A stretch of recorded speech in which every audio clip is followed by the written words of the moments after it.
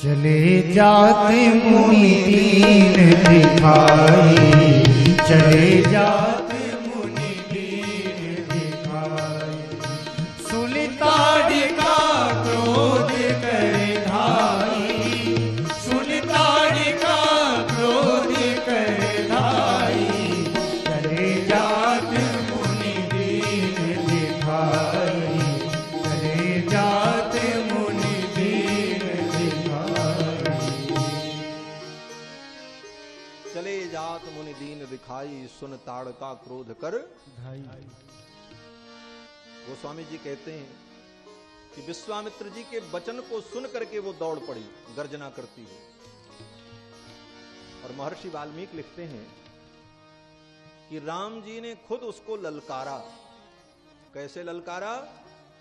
बोले धनुष पर डोरी चढ़ाने के बाद अपने धनुष की डोरी को पकड़ करके खींचा और खींच करके जब छोड़ा उस डोरी की ऐसी टंकार हुई कि पूरा जंगल कांप गया। ज्याघोषमकरो तीव्रम दिशा शब्देन नादयन। ज्याघोष, धनुष की डोरी को ज्या कहते हैं, और उस ज्या से ऐसा घोष उत्पन्न हुआ कि पूरा जंगल गुंजायमान हो गया। ज्याघोषमकरो तीव्रम दिशा शब्देन नादयन, तेन शब्देन वित्रस्ता ताटका वनवासिनः। राम जी के धनुष की टंकार से ताड़का वन के जितने थे सब त्रासित हुए और सब भयभीत हुए। ताड़का भी कांप गई, कौन आ गया मेरे क्षेत्र में। और ताड़का ने विशाल रूप धारण किया और गर्जना करती हुई आ गई। विशाल रूप धारण करके गर्जना करती हुई जब ताड़का दौड़ी, इतना भयानक रूप उसका था कि विश्वामित्र जी महाराज को मालूम है कि ये परब्रह्म परमात्मा हैं राम, ये सर्व समर्थ हैं, इनके लिए कुछ असंभव नहीं है। ये ताड़का तो इनके सामने एक कीड़े के समान है। लेकिन विश्वामित्र जी के हृदय में जो राम जी के प्रति वात्सल्य है, वो वात्सल्य ऐसा प्रकट हुआ कि विश्वामित्र जी सोचने लगे कहीं ये ताड़का मेरे राम को मार न दे। और तुरंत राम लक्ष्मण को पकड़ करके खींचकर अपने पीठ के पीछे छिपा लिया और सामने खड़े हो गए। और विश्वामित्र जी ने उसको डांटा। विश्वामित्रस्तु ब्रह्मर्षि हुंकारेणा विभर्त्सताम। विश्वामित्र जी ने हुंकार किया और कहा तिष्ठ तिष्ठ, रुक जा। और भगवान श्री राम और कुमार लक्ष्मण को अपनी पीठ के पीछे छिपा लिया, कहीं मेरे राम डर न जाएं इसको देखकर। जैसे बालक किसी भयानक दृश्य को देख करके डर जाता है, तो राम जी, विश्वामित्र जी ने सोचा कहीं मेरे राम इस राक्षसी को देख करके डर न जाएं।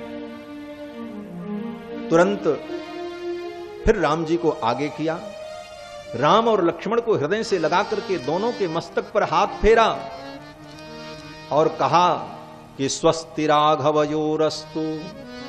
हे रघुनंदन, तुम्हारा कल्याण, आशीर्वाद दिया। जयम चैवाभ्यभाषत। हे राम, तुम्हारी जय हो, ये आशीर्वाद दिया विश्वामित्र जी ने राम और लक्ष्मण को। ये विश्वामित्र जी का मंगलाशासन है। विश्वामित्र जी ने भगवान का मंगलाशासन किया।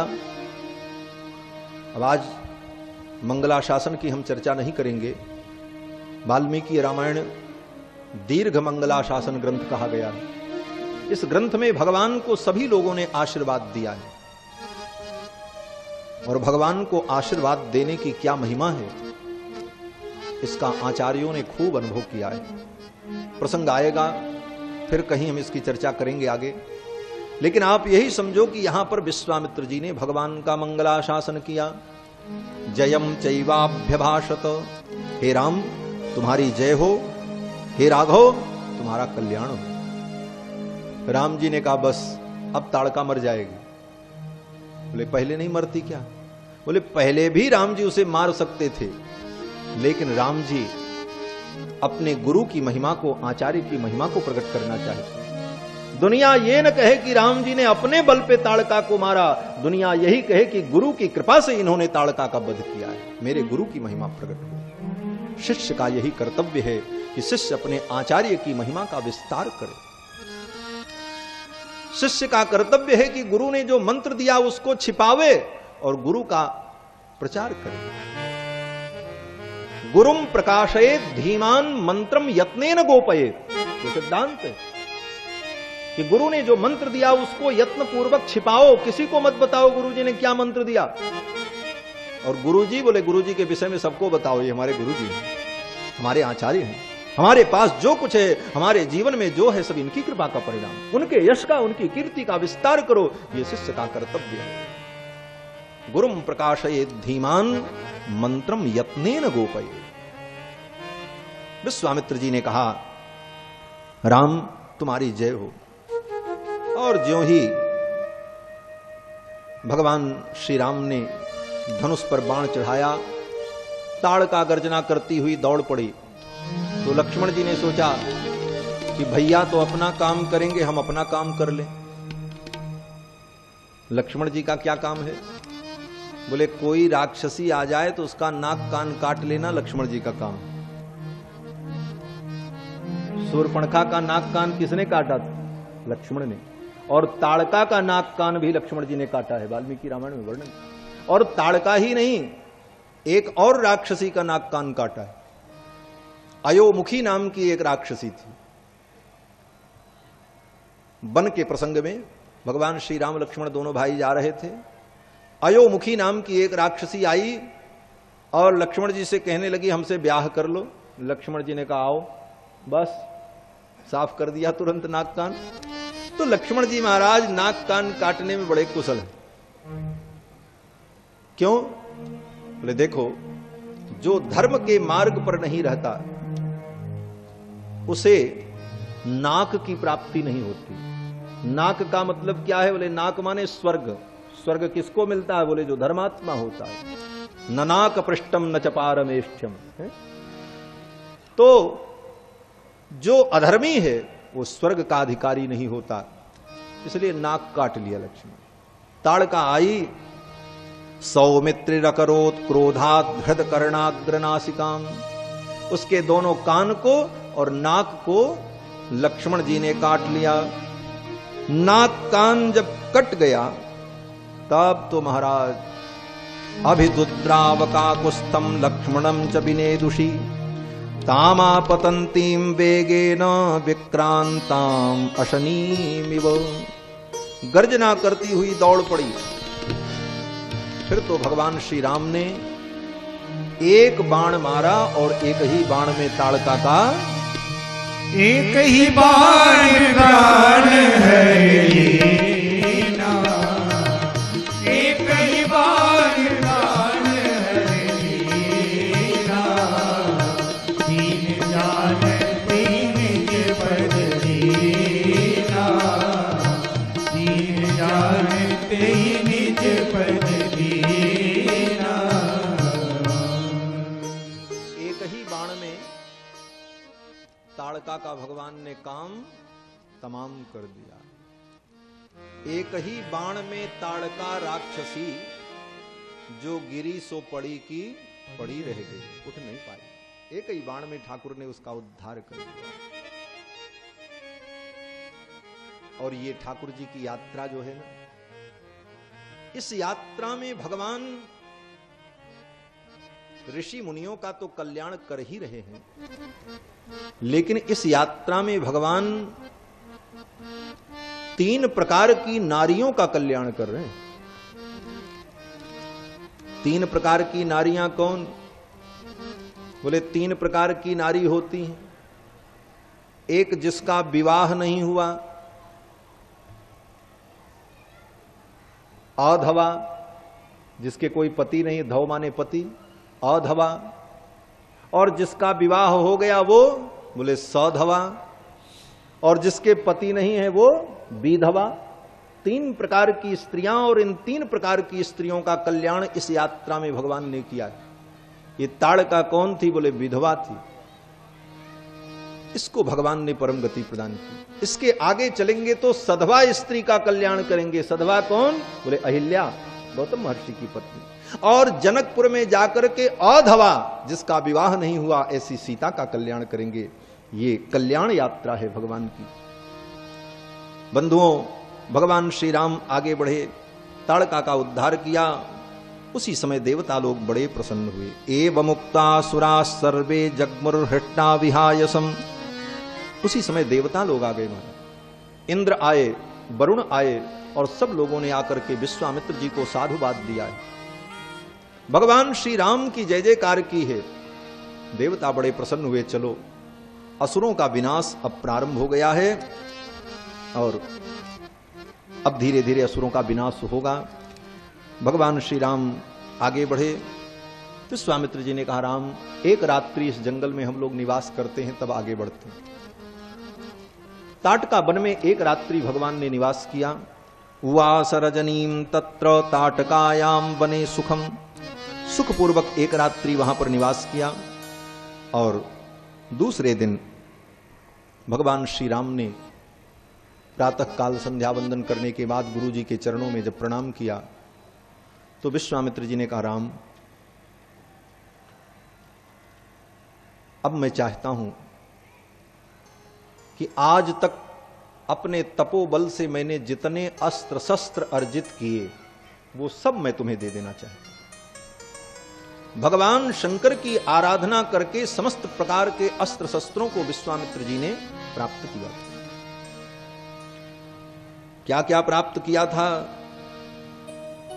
वरुणास्त्र, पाशुपतास्त्र, धर्म चक्र, दंड चक्र, काल चक्र, ये सारे आयुध विश्वामित्र जी ने अपने तपोबल से अर्जित किए। सारे आयुध विश्वामित्र जी ने भगवान राम को दे दिए।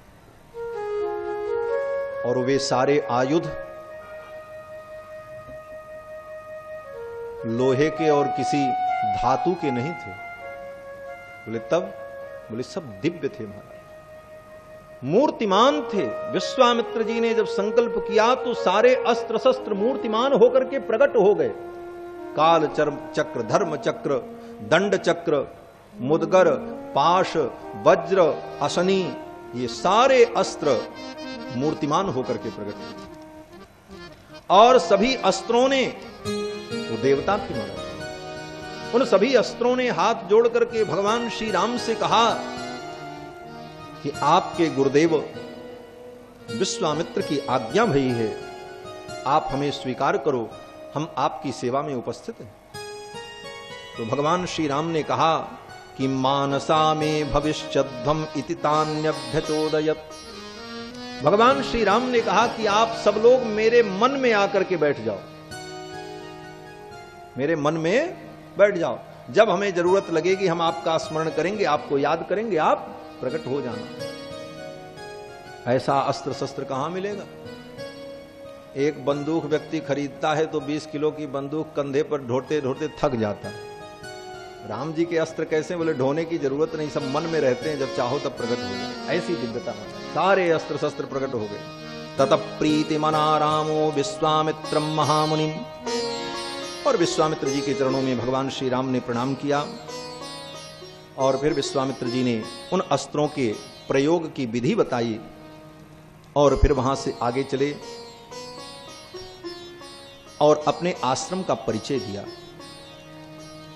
क्योंकि अब आश्रम सन्निकट आ गया था। आयुध सर्व समर्पिके तब निज आश्रम आने। सारे आयुध समर्पित करने के बाद विश्वामित्र जी राम जी को लेकर के अपने आश्रम में आए, अपने आश्रम का परिचय दिया। विश्वामित्र जी ने कहा, राम, मेरे आश्रम का नाम सिद्धाश्रम है, लेकिन केवल आज तक इसका नाम ही है सिद्धाश्रम। आज तक हमको सिद्धि मिली नहीं है? अब आप आए हो तो आपकी कृपा से हमको सिद्धि की प्राप्ति हो जाएगी। अब इसका नाम सत्य हो जाएगा, सत्या सिद्धाश्रम, सिद्धाश्रम हो जाएगा। लेकिन हे राम, ये आश्रम आपका आश्रम है, इसको आप अपना ही समझो। तदाश्रम पदम तात तवाप्येतद् यथा मम। जिस प्रकार से ये मेरा आश्रम है, इसी प्रकार से ये आपका आश्रम है। सारे मुनियों ने जब सुना कि राम जी आए हैं, अब तो महाराज वो बड़े बड़े ऋषि मुनि, अमलात्मा, महात्मा, विमलात्मा सब आ गए, भीड़ लग गई। छोटे छोटे बालक राम लक्ष्मण बीच में खड़े हैं और मुनियों ने उनको घेर रखा है। विश्वामित्र जी के अगल बगल दोनों बालक खड़े हैं। अब जो मुनि बाद में आए वो राम जी को देख नहीं पा रहे हैं, क्यों? बोले चारों तरफ से भीड़ खड़ी है। तो कैसा दृश्य है। महर्षि वाल्मीकि कहते हैं कि पीछे वाले जो महात्मा थे वो कूदने लगे, उत्पत्त्योत्पत्ति सहसा, उछल उछल करके देखने लगे, जरा हम भी देख ले राम जी कैसे अयोध्या से आए। उत्पत्त्योत्पत्ति सहसा विश्वामित्रम पूजयन।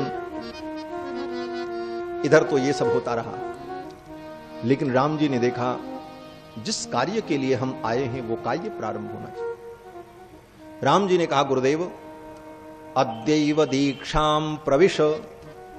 हे गुरुदेव, आज ही आप अपने यज्ञ की दीक्षा ग्रहण करें और आप अपना यज्ञ प्रारंभ करें। आज के चेला होते तो क्या कहते? बोले गुरुजी अभी तो इतनी दूर चल करके आए हैं, अयोध्या से थके हैं, 1-2 दिन आराम करें तो फिर आपका काम करेंगे। है? 2 दिन आराम कर लें तब आपका काम करेंगे। लेकिन राम जी ने कहा नहीं, जिस कार्य के लिए हम आए हैं वो कार्य प्रारंभ हो और विलंब नहीं। अद्यैव दीक्षाम प्रविश, आज ही आप दीक्षा ग्रहण करें। भद्रम ते मुनिपुंगव। हे मुनिपुंगव, आपकी वाणी सत्य हो जाए। सिद्धाश्रमोयम सिद्ध स्यात्, आपका ये आश्रम सिद्धाश्रम हो जाए। सत्यमस्तु वचस्तव, आपकी वाणी सत्य हो जाए। आप यज्ञ प्रारंभ करें। फिर क्या था? विश्वामित्र जी महाराज ने यज्ञशाला में प्रवेश किया। यज्ञवाटाभिगमन हुआ। ब्राह्मणों ने, ऋषियों ने वेद मंत्र का उच्चारण किया।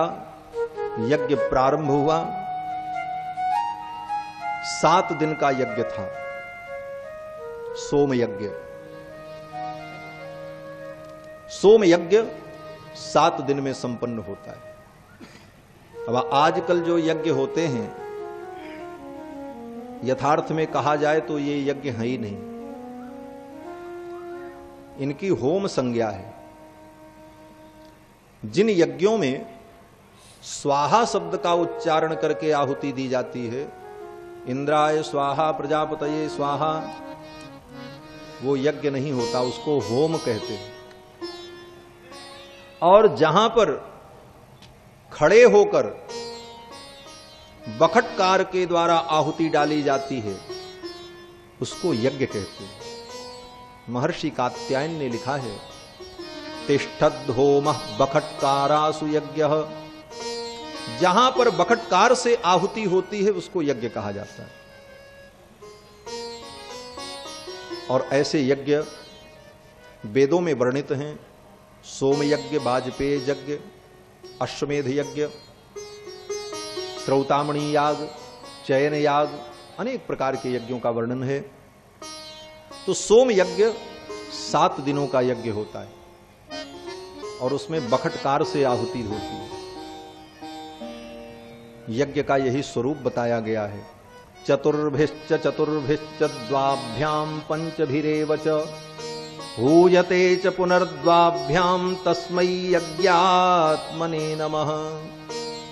यज्ञ का स्वरूप क्या है? बोले चतुर्भिश्च चतुर्भिश्च, 4 4, द्वाभ्याम पंचभिरेव च, 2 और 5, और हूयते च पुनर्द्वाभ्याम, फिर 2, इसका नाम यज्ञ। ये 4 4 2 5 2, इसका मतलब क्या हुआ? इसका मतलब हुआ कि जब श्रौत यज्ञ होता है तो अध्वर्यु जब देवता के लिए आहुति लेकर के खड़ा होता है तो कहता है, ओ श्रावय। इसका मतलब हे होता, देवता को बुलाओ जिसको आहुति देनी। ओ श्रावय, 4 अक्षर हो गए, चतुर्भिश्च। तो उधर सामने एक ब्राह्मण खड़ा होता है, अग्नीत उसको कहते हैं, वो उसका उत्तर देता है, अस्तु श्रौ खट, ऐसा बोलता है। 4 अक्षर ये हो गए, चतुर्भिश्च चतुर्भिश्च द्वाभ्याम। फिर अध्वर्यु कहता है अग्निम जज सोमम जज, ये जज 2 शब्द, चतुर्भिश्च चतुर्भिश्च द्वाभ्याम। फिर पंचभिरेव च, और फिर जब होता मंत्र बोलता है तो होता कहता है जे जजामहे अग्निग्म सोमम, ऐसा मंत्र बोलेगा तो हर मंत्र के पहले जे जजामहे ये जोड़ना पड़ता है।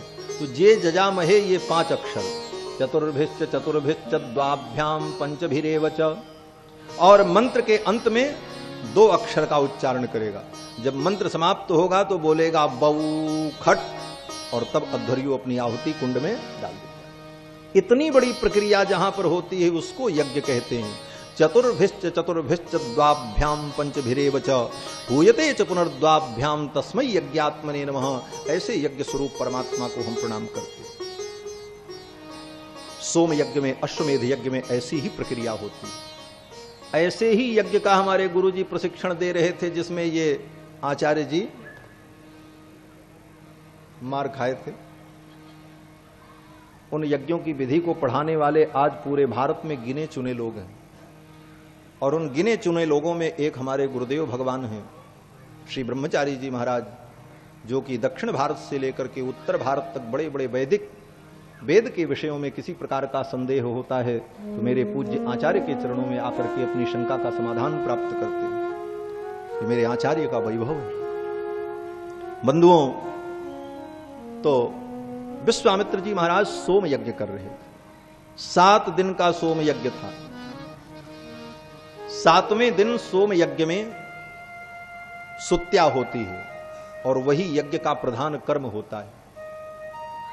अग्नि सोमीय पशु का यजन होता है और सोम रस से आहुति होती है। 7 दिन के इस यज्ञ में भगवान श्री राम और लक्ष्मण दोनों भाई यज्ञ मंडप के द्वार पर धनुष बाण लेकर के खड़े रहे। 6 दिन 6 रात्रि तक एक क्षण विश्राम नहीं किया है राम जी ने और लक्ष्मण। महर्षि वाल्मीकि कहते हैं अनिद्रम षड अहोरात्रम, अनिद्रम षड अहोरात्रम, 6 दिन 6 रात तक पलक भी नहीं झपकी कि कहीं असुर ना आ जाए। ऐसे सतत सावधान होकर के यज्ञ की रक्षा कर रहे हैं दोनों भाई। और कंबु रामायण में ऐसा वर्णन है कि लक्ष्मण जी तो खड़े हैं एक द्वार पर, और राम जी बोले, राम जी पूरे यज्ञशाला की परिक्रमा कर रहे हैं, कहीं से ना आ जाए असुर। और जब आते हैं परिक्रमा करके तो लक्ष्मण को एक कंधे पर हाथ रख करके छू करके सचेत करते हैं सावधान रहना, फिर जाते हैं, फिर घूम के आते हैं। इस तरह 6 दिन 6 रात्रि तक यज्ञ मंडप की परिक्रमा करते हैं, पलक तक नहीं झपकी। अनिद्रम षड अहोरात्रम, 6 रात्रि 6 दिन बीत गई। रक्षताम राघवो, दोनों भाई यज्ञ की रक्षा में लगे रहे। जब 7वां दिन आया तो सुबाहु और मारीच दोनों आ गए महाराज। भगवान श्री राम यज्ञ की रक्षा कर रहे हैं। सुन मारीच निशाचर द्रोही, सुन मारीच निशाचर द्रोही, ले सहाय मुनि द्रोही, ले सहाय मुनि द्रोही, सुन मारीच निशाचर द्रोही, सुन मारीच निशाचर द्रोही। मारीच और सुबाहु असुरों को लेकर के आए। भगवान श्री राम ने मारीच को देखा और कहा, लक्ष्मण अब देखो मैं अपने मानवास्त्र के द्वारा इस मारीच को कैसे मारता हूं। भगवान ने मारीच को मारने के लिए मानवास्त्र का प्रयोग किया। मानवास्त्र की विशेषता क्या है? बोले मानवम परमोदारम, ये अस्त्र बड़ा उदार है, ये प्राण नहीं लेता है, इसका औदार्य है, ये उठा करके फेंक देता है केवल। इस अस्त्र की विशेषता है। राम जी कहते हैं मानवम परमोदारम अस्त्रम परम भास्वरम। अब इस अस्त्र से मैं मारीच को मारूंगा। शिक्षेप परम क्रुद्धो माचु मारुतो रसि राघव। मारीच के वक्षस्थल पर भगवान ने जब मानवास्त्र मारा तो मानवास्त्र मारीच को लेकर के उड़ा और ले जाकर के समुद्र में फेंक दिया। बिनु फरमान राम तेरी मारा, बिनु फरमान राम तेरी मारा, सत जोजन का सागर पारा, सत जोजन का सागर पारा। 100 जोजन दूर जाकर के समुद्र में गिरा। और समुद्र में कहां गिरा? बोले समुद्र के बीच में एक छोटा सा टापू, द्वीप, उसी द्वीप में गिरा। उस द्वीप का नाम क्या है? बोले आज भी उसका नाम मॉरिशस है। मारीच वहीं गिरा था जाकर। मॉरिशस एक छोटा सा देश है। मारीच वहीं गिरा जाकर के और फिर वहां से लौट के आया नहीं, वहीं तपस्या करने लगा। देखो ये राम जी का बाण क्या है? बोले भगवान का आयुध है ना। और जब भगवान का आयुध शंख चक्र धनुष बाण ये भगवान के आयुध हैं, और ये भगवान के आयुध जब जीव को लगते हैं तो जीव क्या हो जाता? बोले जीव वैष्णव बन जाता है, भगवान का भक्त हो जाता है। इसीलिए जब दीक्षा दी जाती तो भुजाओं में शंख चक्र के चिन्ह दिए जाते हैं। ये बाण लगा तो मारीच भी भगवान का भक्त हो गया। और आगे प्रसंग आएगा कि रावण जब मारीच के पास गया है कि चलो सोने का मृग बन जाओ, तो वहां पर मारीच का वर्णन है कि मारीच पूरे तपस्वी के रूप में रहता है वहां मॉरिशस द्वीप में। सुंदर कुटी बना ली, सवेरे फलाहार करता, शाम को फलाहार करता और दिन भर माला का जप करता, तपस्वी बन गया। आगे वर्णन आएगा। वो भजन करता महाराज। रावण ने जब कहा आकर के चलो माया मृग बनो, मारीच ने कहा काहे को विघ्न करते हो, हमको भजन करने दो, राम राम करने दो। और मन भगवान में उसका लगा रहता है। कहने का तात्पर्य कि भगवान के आयुध का स्पर्श होने पर जीव में वैष्णवता आ जाती है। और अगर वैष्णवता नहीं आई तो सीधे वैकुंठ लोक वो पहुंच जाता है, उसे वैकुंठ की प्राप्ति हो जाती है। मारीच को भगवान ने समुद्र में फेंक दिया, सुबाहु को भगवान ने मार डाला, और जितने राक्षस आए थे उनको लक्ष्मण जी महाराज ने मार करके समाप्त कर दिया। विश्वामित्र जी का यज्ञ संपन्न हुआ। विश्वामित्र जी महाराज जब यज्ञ मंडप से बाहर आए तो भगवान श्री राम ने और कुमार लक्ष्मण ने विश्वामित्र जी के चरणों में प्रणाम किया। तो विश्वामित्र जी ने कहा, कृतार्थोस्मि महाबाहो कृतम गुरु वचस्त्वया। विश्वामित्र जी कहते हैं, कृतार्थोस्मि महाबाहु, हे महाबाहु आज मैं कृतार्थ हो गया। यहां पर विश्वामित्र जी ने भगवान श्री राम को महाबाहु कहा है। महाबाहु का मतलब जिसकी भुजाएं बहुत विशाल हों। कितनी विशाल? बोले आचार्यों ने अर्थ का चिंतन किया है। विश्वामित्र जी कहते हैं राम तुम्हारी भुजाएं इतनी विशाल हैं कि कोई भी असुर, कोई राक्षस तुम्हारी भुजाओं से बच करके जा नहीं सकता। कहीं भी जाए तुम्हारी भुजाएं उसका विनाश करने के लिए पहुंच जाएंगे। एतावता महाबाहो, आप महाबाहो। किंवा विश्वामित्र जी कहते हैं राम कृतार्थोस्मि महाबाहो, हे राम तुम महाबाहो। तुम्हारा भक्त, तुम्हारा चिंतन करने वाला, तुम्हारा भजन करने वाला, तुम्हारा भक्त कहीं भी हो, किसी दशा में हो, किसी भी दिशा में हो, उसकी रक्षा के लिए तुम्हारी भुजाएं वहां तक पहुंच जाती हैं। इसलिए राम तुम महाबाहु। कृतार्थोस्मि महाबाहु, हे महाबाहु आज मैं कृतार्थ हो गया। कृतम गुरु वचस्त्वया, तुम्हारे द्वारा गुरु के वचन का पालन किया गया, आज मैं धन्य हो गया।